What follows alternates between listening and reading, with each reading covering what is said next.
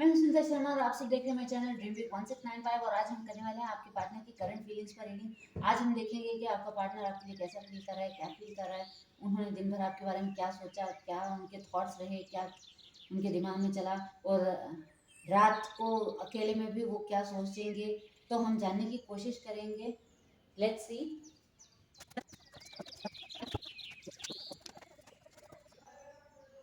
हाँ, तो सारे कार्ड्स निकल के आ चुके हैं। राशियाँ यहाँ पर सारी आ चुकी हैं। और जो इम्पोर्टेंट नंबर निकल कर आए हैं वो है 7, 6,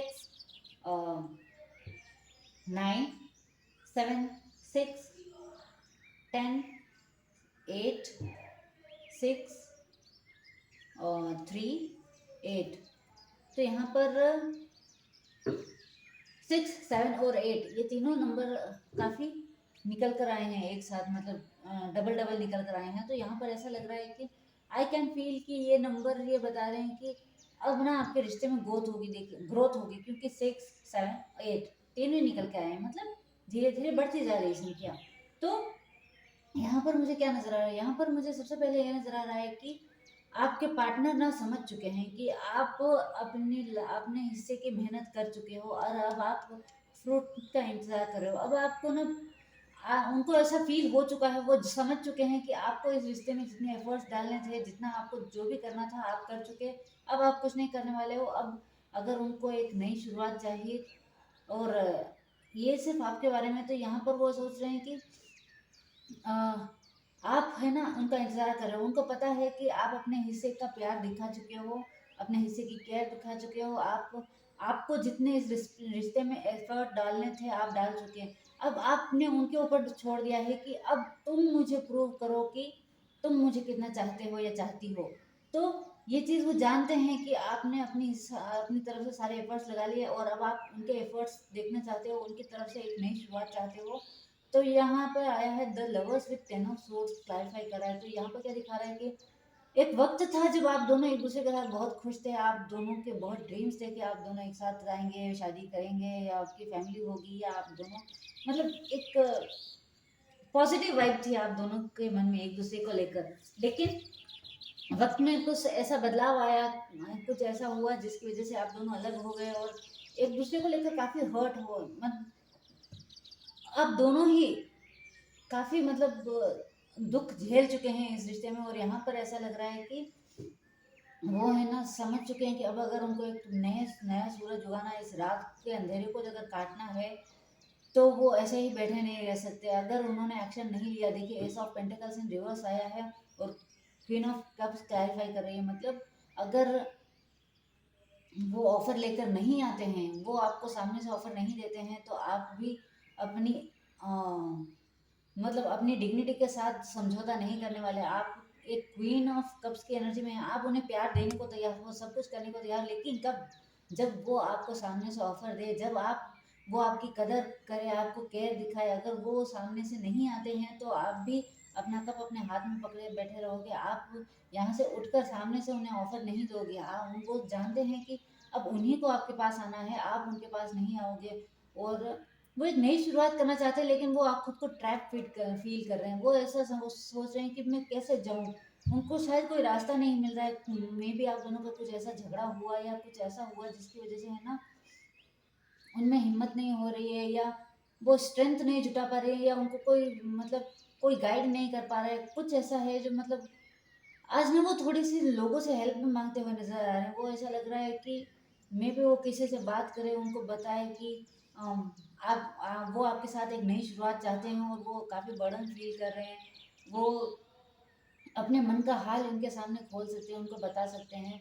और हो सकता है वो उनसे ये भी कहे कि मतलब जो भी इंसान, चाहे उनका दोस्त हो या परिवार का मेंबर हो, जिससे भी वो उनसे कह सकते हैं कि आप दोनों एक दूसरे के लिए बिल्कुल परफेक्ट मैच थे। आप दोनों एक दूसरे को बिल्कुल, मतलब क्वीन ऑफ कप्स और किंग ऑफ कप्स दोनों ही आए, तो देख लीजिए इनका तो जोड़ा ही, मतलब है ना, दोनों पार्टनर से हैं। तो उन्हें ऐसा लगता था कि आप दोनों ये ट्विन फ्लेम हो, मतलब ट्विन फ्लेम तो पता नहीं, उनको पता होगा नहीं पता होगा, लेकिन उनका ऐसा कहना है कि आप उनके लिए परफेक्ट हैं।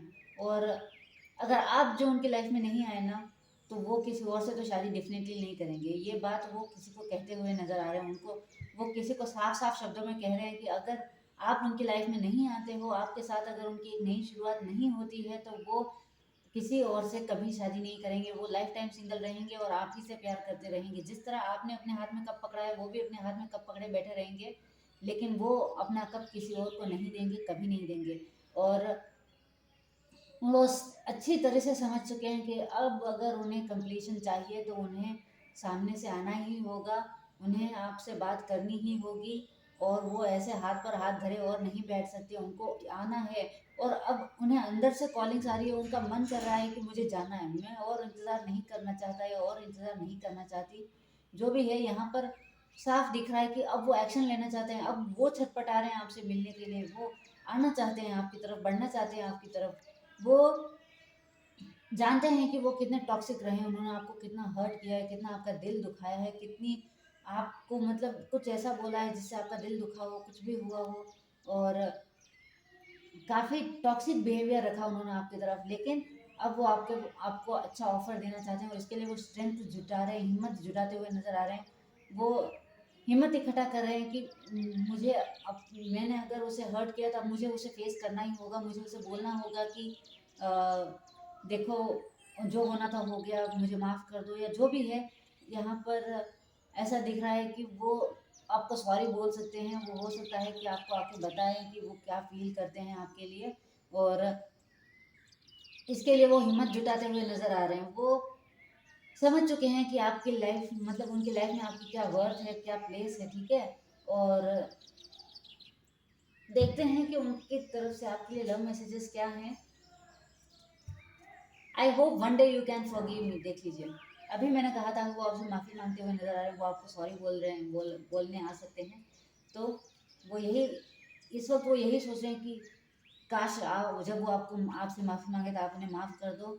और वो बहुत जल्द आपकी तरफ बढ़ते हुए नजर आ रहे हैं। वो उनसे अब सब्र नहीं हो रहा है, अब वो एक्शन लेना चाहते हैं, वो आपकी तरफ आना चाहते हैं, आपकी ऑफर देना चाहते हैं आपको। Don't let any other person to come your closer, I feel jealous.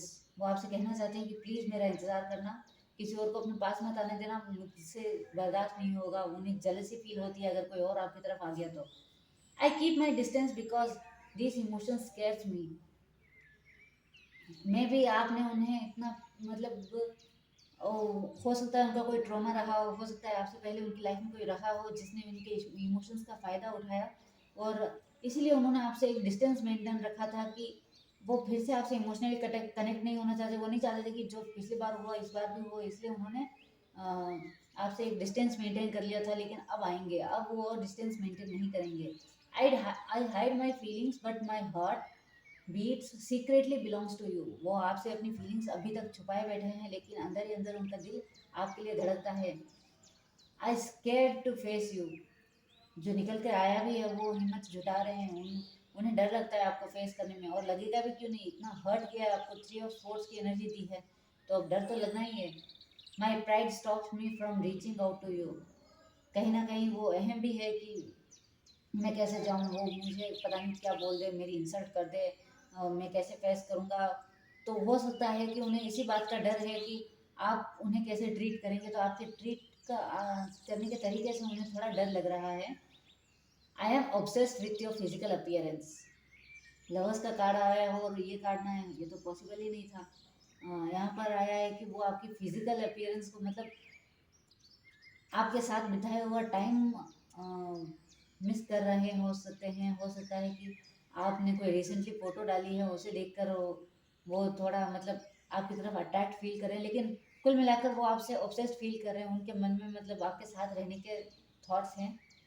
Even with distractions around me my heart still chooses you. अब उन्हें कोई नहीं चाहिए, उनके आसपास चाहे कोई भी हो, कुछ भी हो, कितना भी अच्छा हो, कितना भी बुरा हो, उनका कोई किसी से लेना देना नहीं है। उन्हें बस आप चाहिए, मतलब आप ही चाहिए, और वो आपको चूज कर चुके हैं। You destroyed my life, I will never trust any one again. तो यहाँ पर ऐसा दिख रहा है कि वो ये कहना चाहते हैं कि आपने ना उनके बिलीफ सिस्टम को ही डिस्ट्रॉय कर दिया। मतलब आपने ना उनको हिला के रख दिया था। ये जो बदलाव आया है, ये जो फेज़ आया है, ये इतनी आसानी से नहीं आया है। ये जो ट्रांसफ़ॉर्मेशन उनके अंदर आया है, उनकी सोच में आया है, मेबी वो बहुत स्टबर्न थे, आपको बहुत बुरी तरीके से ट्रीट किया। वो एक वक़्त था जब मतलब आपसे बात ही नहीं करना चाहते थे, लेकिन अब वो चेंज हुए हैं। और जब वो उस मतलब दोनों फेज़ के बीच में थे ना, मतलब ना तो वो तब की बात है जब आप दोनों में झगड़े चल रहे थे, आप दोनों अलग हुए, ना तब की बात है जब अब आना चाहते हैं। दोनों के बीच में जब इंटरमीडिएट फेज़ था ना, तब मे बी उन्हें वो गुस्से में, फ्रस्ट्रेशन में आपसे कह कहते थे, या हो सकता है अभी भी जब उन्हें गुस्सा आता है, मतलब जब वो फ़ील करते हैं कि हो सकता है आप उनके मैसेज का रिप्लाई ना देते हो, या हो सकता है कि उन्होंने आपसे कॉन्टैक्ट करने की कोशिश की और आपने उनको रिप्लाई नहीं दिया ठीक से, तो वो गुस्से में मतलब होता है ना, जब प्यार होता है तो गुस्सा भी आता ही है कि you destroyed my life.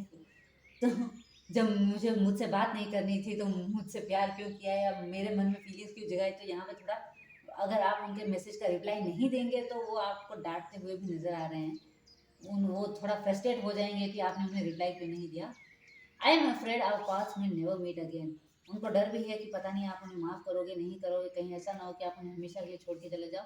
I feel pressure from another situation in my life. उन्हें बर्डन फील हो रहा है, वो कहीं और कोई और में भी, जैसा मैंने बताया भी था कि वो किसी को साफ साफ शब्दों में बोल रहे हैं कि वो किसी और से शादी नहीं करना चाहते। तो हो सकता है कि कोई और उनको मजबूर कर रहा हो कि इस इंसान को मत चूज करो, तुम किसी और से शादी कर लो, या हम तुम्हारे लिए कोई और ढूंढ लेंगे। तो उसी चीज़ का निकल कर आया कि आपकी तरफ से नहीं, किसी और की तरफ से उन्हें काफ़ी बर्डन फील हो रहा है, और वो इस बर्डन में नहीं रहना चाहते। Deep deep inside you are the one I truly want. अंदर ही अंदर अपने मन में वो सिर्फ और सिर्फ आपको चाहते हैं, आपके साथ रहना चाहते हैं। I care about you deeply but I don't know if this love is possible. वो आपकी बहुत केयर करते हैं, आपसे बहुत प्यार करते हैं, लेकिन उन्हें नहीं पता कि आप दोनों के प्यार का भविष्य क्या होगा। यहाँ पर सॉन्ग निकल कर आया है, रब्बा मैं तो मर गया। कोई दिल बेकाबू कर गया और इश्क दिल में भर गया, आंखों में वो लाखों गल्ला कर गया, और अब्बा मैं तो मर गया, शुदाई मुझे कर गया। तो ये है आज आप लोगों के लिए रीडिंग। अगर पसंद आई हो तो लाइक करिएगा, शेयर करिएगा, सब्सक्राइब करिएगा, कमेंट करके मुझे ज़रूर बताइएगा कि आपसे रेजोनेट हुई है या नहीं हुई है। तो मिलते हैं अगली रीडिंग में। Till then take care and bye.